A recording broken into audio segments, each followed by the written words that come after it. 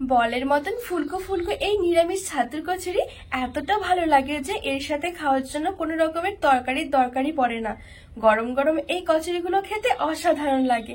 একেবারে বলের মতন ফুলকো ফুলকো হবে আর তার সাথে হবে একেবারে মচমচে আর খাস্তা।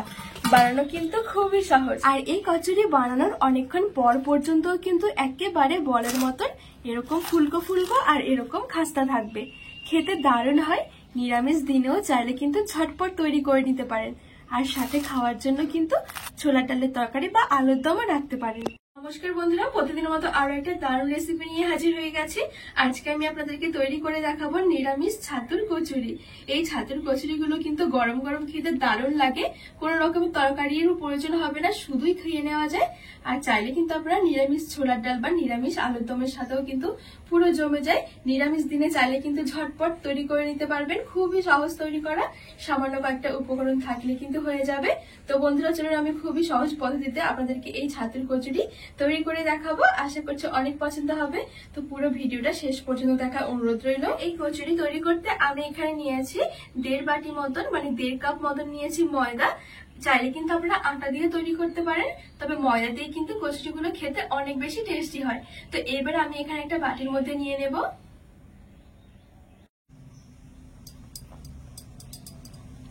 আর দিয়ে দিচ্ছি স্বাদ মতন লবণ। আর এখানে নিয়েছি কিছুটা জোয়ান। জোয়ানটাকে আমি একটু হাতের মধ্যে ঘষে দেব।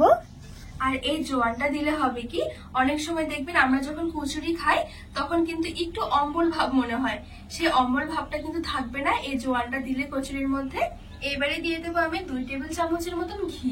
ঘি যদি না দিতে চান তাহলে কিন্তু সাদা তেলটাও দিতে পারবেন।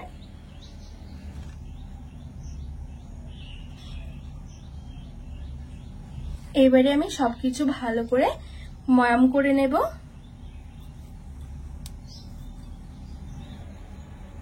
এখানে ঘিটা দিয়ে ময়াম করলে কি হবে, কচুরিগুলো কিন্তু আমাদের অনেক বেশি খাস্তা হবে। আর কচুরি কিন্তু একটু খাস্তা খেতে অনেক বেশি ভালো লাগে। তো এখানে কিন্তু আমার খুব সুন্দর করে ময়দাটা ময়াম করা হয়ে গেছে। এই দেখুন খুব সুন্দর কিন্তু চাপ দিলে জড়ো হয়ে যাচ্ছে। তো ঠিক এভাবে করে কিন্তু ময়দাটা ময়াম করে নিতে হবে। এবারে অল্প অল্প করে জল দিয়ে আমি খুব বেশি একটা নরম নয়, আবার কিন্তু খুব বেশি শক্ত নয়, ঠিক নরমাল একটা ডো তৈরি করে নেব।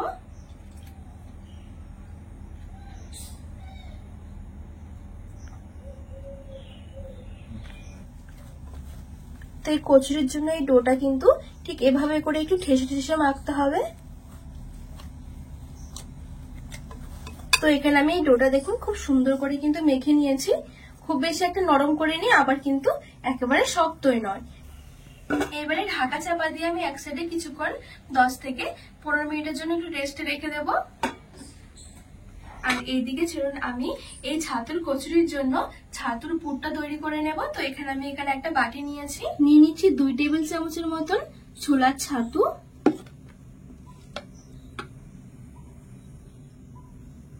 এবারে এখানে দিয়ে দেবো আমি একদমই সামান্য একটুখানি আমচুর পাউডার। আর দিয়ে দিচ্ছি সামান্য একটু গরম মশলার গুঁড়ো। আর দিয়ে দিচ্ছি চাট মশলা। এবারে দিয়ে দিচ্ছি বিট লবণ, এটা স্বাদ মতন নিয়েছি। আর দিয়ে দিচ্ছি সামান্য একটু লঙ্কার গুঁড়ো। আর এখানে একদমই সামান্য নিয়েছি আখের গুড়। আখের গুড়ের জায়গায় কিন্তু আপনারা চিনিটাও দিতে পারবেন। আর সবশেষে দিয়ে দিচ্ছি একটু লেবু। লেবুর রসটা ভালো করে চিপে দিয়ে দেব। আর দিয়ে দিচ্ছি 1 টেবিল চামচের মতন সর্ষের তেল। সবকিছু ভালো করে আমি মিশিয়ে নেব। তো এখানে আমি শুকনো জিনিসগুলো ভালো করে মিশিয়ে নিয়েছি। এবারে অল্প অল্প করে জল দিয়ে খুব সুন্দর করে একটা ডোয়ের মতন মেখে নেব। ডোটা কিন্তু খুব বেশি একেবারে নরম হবে না, একটু শক্ত টাইপের ডো হবে।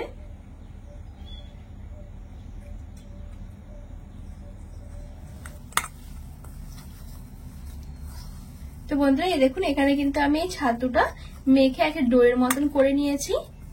দেখুন এবারে এখান থেকে আমি ছোট ছোট করে লেচির মতন করে এরকম গোল্লা গোল্লা করে নেব।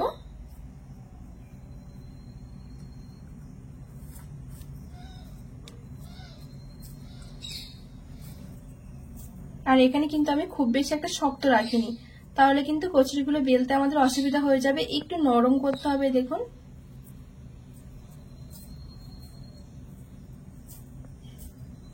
তো এখানে আমি ছাতুর ডোটা থেকে খুব সুন্দর করে এরকম ছোট ছোট করে গোল গোল করে গোল্লা তৈরি করে নিয়েছি। আর এর দিকে কিন্তু এই ডোটা আমার কিছুক্ষণ মতো রেস্ট হয়ে গেছে। তো খুব বেশিক্ষণ কিন্তু আমি ডোটা রেস্টে রাখিনি, যতক্ষণ আমার ওই ছাতুর পুরটা করতে টাইম লেগেছে ততক্ষণ আমি ঢাকা চাপা দিয়ে রেখে দিয়েছিলাম। এবারে একটু মেখে ছোট ছোট করে লেচি কেটে নেব। আগে আমি একটুখানি মেখে নিচ্ছি।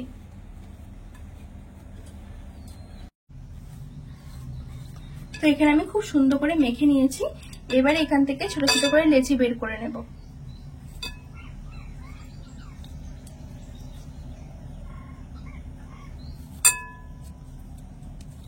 খুব বেশি একটা বড় করিনি, মিডিয়াম সাইজের লেচিগুলো করে রাখছি।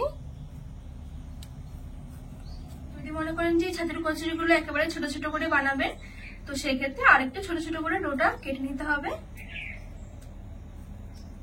তো এখানে আমার ঠিক 12টা মতন লেচি হয়েছে। তো এবার আমি এখান থেকে একটা লেচি নিয়ে হাতের মধ্যে একটু গোল করে নেব। তো দেখুন এখানে আমি খুব সুন্দর করে গোল করে নিয়েছি। এবারে এভাবে করে একটা বাটির মতন করে নেব।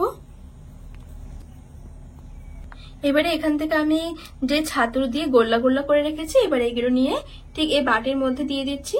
এবারে ঠিক মুখটা এভাবে করে বন্ধ করে দেব।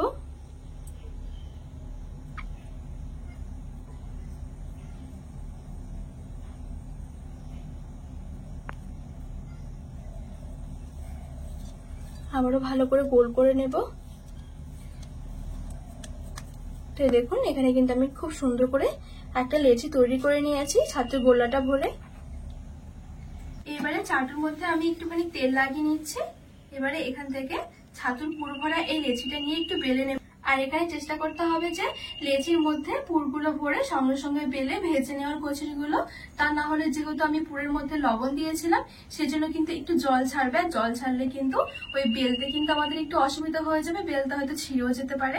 তো সেই জন্য সঙ্গে সঙ্গে বেলে সঙ্গে সঙ্গে ভেজে নিলে কিন্তু কচুরিগুলো অনেক বেশি সুন্দর হবে। তো এবার আমি বেলে নেব। আর একটু তেল লাগিয়ে নিয়েছি।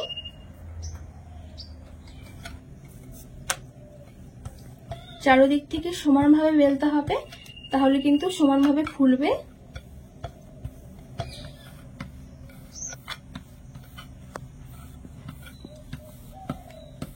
তো এখানে আমি চারদিক থেকে সমানভাবে বেলে নিয়েছি। আর এখানে কিন্তু খুব বেশি একটা পাতলা করিনি, একটু মোটা রেখেছি। এবারে আমি এই কচুরিটা ভেজে নেব। তো ভাজার জন্য আমি এখানে কিছুটা তেল আগে থেকে গরম করে নিয়েছি, মিডিয়াম আছে গরম করে নিয়েছি। আর এখন কিন্তু তেলের গরমটা ঠিক মিডিয়াম গরম আছে, খুব বেশি একেবারে গরম নয়, আবার কিন্তু একেবারে ঠান্ডা নয়। খুব বেশি কিন্তু ঠান্ডা তেলে ছাড়া যাবে না, তখন কিন্তু আবার ফুলবে না কচুরিগুলো। এবারে ছেড়ে দেব।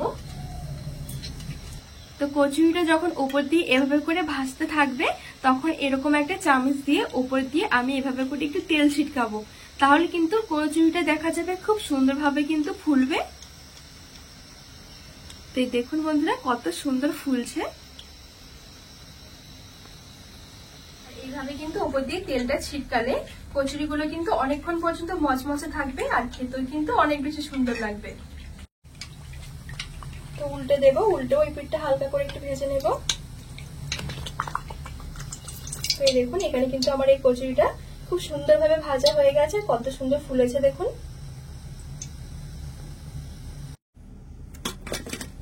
তো বাদ বাকি কচুরিগুলো ঠিক আমি একভাবে বেলে নেব আর সঙ্গে সঙ্গে ভেজে নেব। বেলার সঙ্গে বেলার পরে কিন্তু জমিয়ে রাখবো না, সঙ্গে সঙ্গে চেষ্টা করতে হবে একটু ভেজে নেওয়ার, তাহলে কিন্তু অনেক বেশি সুন্দর হবে কচুরিগুলো।